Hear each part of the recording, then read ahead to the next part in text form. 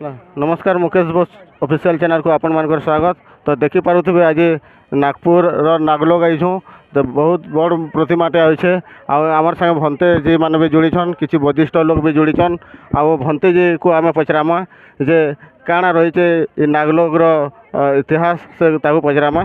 तो आपका परिचय दीजिए और बताइए नागलोक के बारे में थोड़ा बताइए। बहुत बहुत साधुवाद उपासक जी।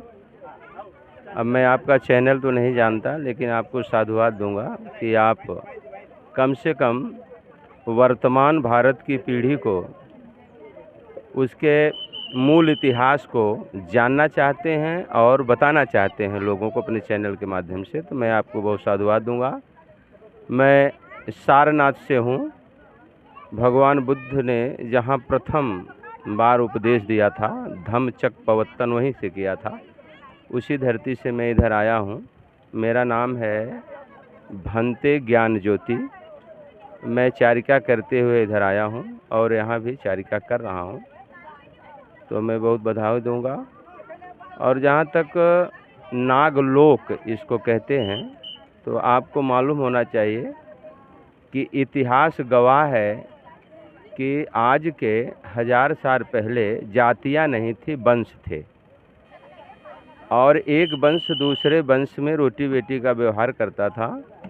जैसे शाक्य वंश, कोलियो वंश, उसी तरह से नाग वंश एक बहुत बड़ा वंश भारत में, यानी जम्मूद्वीप के बाद भारत, उसमें निवास करते थे। और नाग वंश के लोग भगवान बुद्ध को अपना आदर्श मानते थे, गुरु मानते थे, और भगवान बुद्ध के धम्म को बढ़ाने में नाग वंश के लोगों ने बहुत अहम भूमिका निभाया है।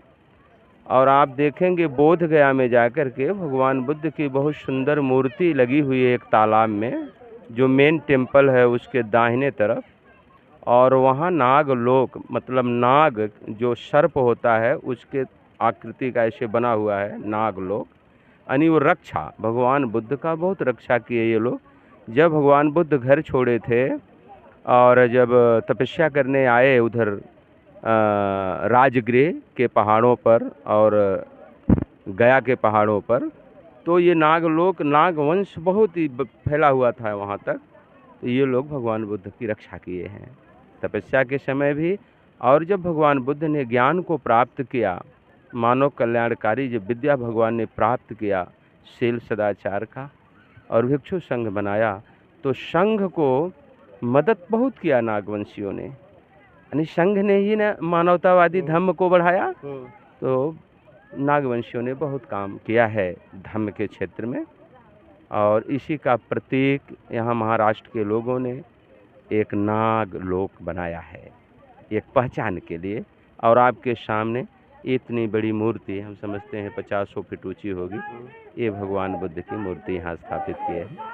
यही नागवंश का यही इतिहास है। और नागवंश के लोगों ने ये जो आज उनके ही पूर्वज हैं, जिसको SC ST OBC कहा जाता है, जब वर्ण व्यवस्था बनाया यहाँ के कुछ लोगों ने, तो जो शूद्र बनाया, शूद्र की श्रेणी में जिनको रखा, वही नागवंशी हैं। और आज भारतीय संविधान में जिसको बाबा साहब ने संवैधानिक अधिकार दिया, वर्गों में बांटा, यानी OBC वर्ग, अनुसूचित वर्ग और अनुसूचित जनजाति के जो वर्ग हैं, ये ही नागवंशी हैं। ये इतिहास है, प्रमाण है। बहुत बहुत साधुवाद आपको।